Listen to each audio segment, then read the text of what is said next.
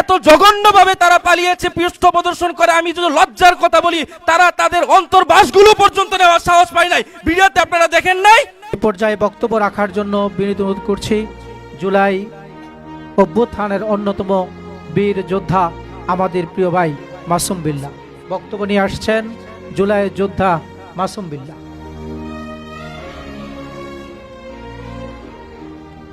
আসসালামু আলাইকুম ওয়া রাহমাতুল্লাহ। ইন্নাল হামদালিল্লাহ নাহমাদুল্লাহ ওয়া নুসাল্লি আলা রাসূলিহিল কারীম, আম্মা বা'দ, ফাআউযু বিল্লাহি মিনাশ শাইতানির রাজীম। বিসমিল্লাহির রাহমানির রহিম। কাম মিন ফিআতিন কলিলাতিন গালাবাত ফিআতান কাসীরাতান বিইذنিল্লাহ। সাদাকাল্লাহুল আযীম। সম্মানিত জুলাই যোদ্ধা এবং শহীদ পরিবারের সদস্যবৃন্দ ও মঞ্চে উপস্থিত সম্মানিত অতিথিবৃন্দ, আজকে এখানে দাঁড়িয়ে জুলাইয়ের কোনো স্মৃতিচারণ করার জন্য এখানে দাঁড়াইনি। কারণ জুলাইকে নতুন করে স্মৃতিচারণ করা, কোনো দিন তারিখ নির্ধারণ করে স্মৃতিচারণ আমাদের করতে হয় না। কারণ জুলাই, 24শে জুলাই আমাদের উপর এমনভাবে গিয়েছে, সে প্রতিটি রাত আমাদেরকে স্মরণ করে দেয় জীবনের উপর একটা জুলাই আসছিল। নতুন করে তারিখ বর্ষপূর্তি হিসাবে আমাদেরকে জুলাই স্মরণ করতে হয় না।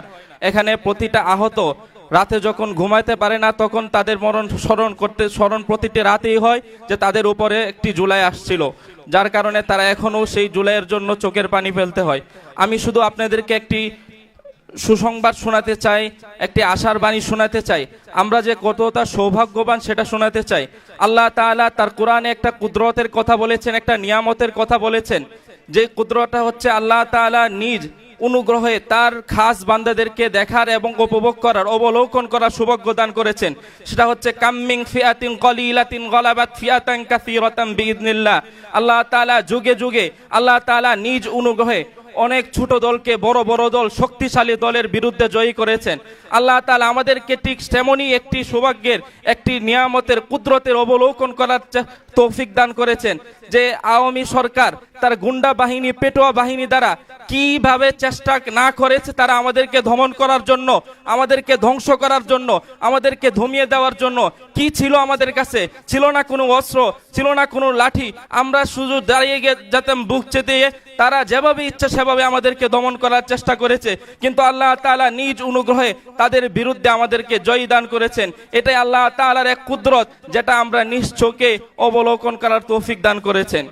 এরই সাথে সাথে আমি একটি বড় জাতিকে সতর্ক করতে চাই। আল্লাহ তাআলা কোরআন শরীফের আরেক জায়গায় সতর্ক করে বলেছেন যে আল্লাহ তাআলা অনেক সংখ্যাধিক্যের কারণে অনেকেই অনেক সময় অহংকার করে, তারা সংখ্যাধিক্যের কারণে নিজেদেরকে অনেক কিছু মনে করে। আল্লাহ তাআলা তাদেরকে সতর্ক করে বলেছেন, সংখ্যাধিক্য ইযা জাবাতকুম কাসরাতুকুম ফালাম তুগনি আনকুম শাইআ ওয়া দাকাত আলাইকুমুল আরদু বিমা রাহুবাত সুম্মা ওয়াল্লাইতুম মুদবিরিন।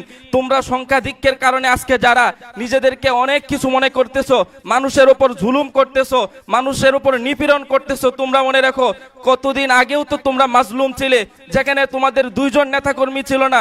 তোমাদের নেতাকর্মীরা শীতে, কনকনে শীতে চাদর পরে বসেছিল, পাশে মাত্র 2-3 জন নেতাকর্মী ছাড়া কেউ ছিল না। তোমাদের নেতারা মির্জা ফখরুল ইসলাম আলমগীর, উনি দাঁড়িয়ে দাঁড়িয়ে বলতেছিলেন যে আমরা কথা বলতে পারি না, আমাদেরকে গ্রেফতার করে ফেলে, আমরা কথা বলতে পারি না, আমাদেরকে মামলা হামলা করে। কিন্তু আজ কেন তোমরা সে একই কাজে, একই পথে হাঁটতেছো?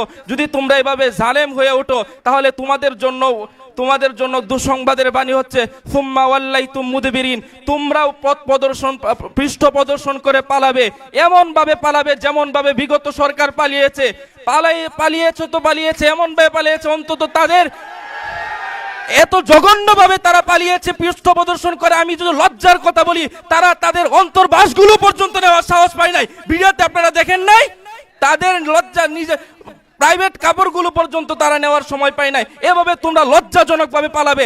আমরা বলতেছি না পালাবে, তোমরা যেভাবে নিষ্ঠুর আর জালেম হয়ে উঠতেছো, আল্লাহ তাআলার বাণী অনুযায়ী সুম্মা ওয়াল্লাইতুম মুদবিরিন, তোমরা অবশ্যই পালাতে বাধ্য হবে যদি তোমরা সতর্ক না হও, তোমাদের নেতাকর্মীদেরকে সতর্ক না করো, তোমরা যদি সত্যের পথে ফিরে না আসো। অবশ্যই আমি ছোট মাত্র একটি আয়াতের মাধ্যমে শহীদ পরিবারদের দৃষ্টি আকর্ষণ করব।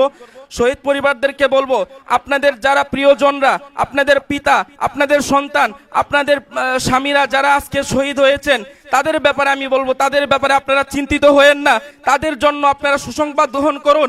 আল্লাহ তাআলা তাদেরকে বলেছেন, যারা এই গণ অভ্যুত্থানে শহীদ হয়েছেন, সর্ব উলামায়ে কেরামের সর্বোত্তমে তারা শহীদি মর্যাদা পাবেন। আর যারা শহীদ হয়েছেন তাদের ব্যাপারে আল্লাহ তাআলা বলেছেন, ফারিহিনা বিমা আতাহুমুল্লাহু মিন ফাদলি, তারা আল্লাহ তাআলার পক্ষ থেকে আল্লাহ তাআলার অনুগ্রহে যা পেয়েছে তা নিয়ে সন্তুষ্ট, উৎফুল্ল, আনন্দিত অবস্থায় আছে। তাই তাদেরকে নিয়ে আপনারা চিন্তিত হবেন না। আপনারা শুধু আল্লাহ তাআলার কাছে দোয়া করেন রোজ কিয়ামতের ময়দানে যেন তাদেরকে উসিলা হিসাবে তাদের জন্য আপনারা জান্নাতে যেতে পারেন ইনশাআল্লাহ। ওয়া মা তাওফীক ইল্লা বিল্লাহ। আসসালামু আলাইকুম ওয়া রাহমাতুল্লাহ।